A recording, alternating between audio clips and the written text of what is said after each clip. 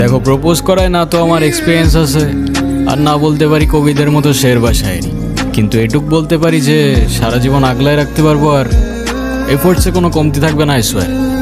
কসম কাটা ভালো না। কাঠগোলাপ আমার পছন্দ, তাই নিচ্ছি। আর তোমার ব্যাপারটা আমি ভেবে দেখবো।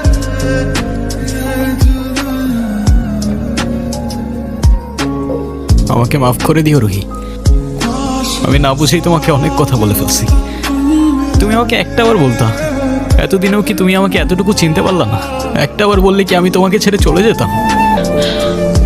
তুমি আমাকে ছেড়ে যাবে না বলেই তো আমি তোমাকে বলিনি। কেন তুমি চাও যে আমি তোমায় ছেড়ে চলে যাই? হ্যাঁ, তুমি কেন আমার এরকম একটা জীবনের সঙ্গে তোমার সুন্দর জীবনটা জড়াতে চাও বলো?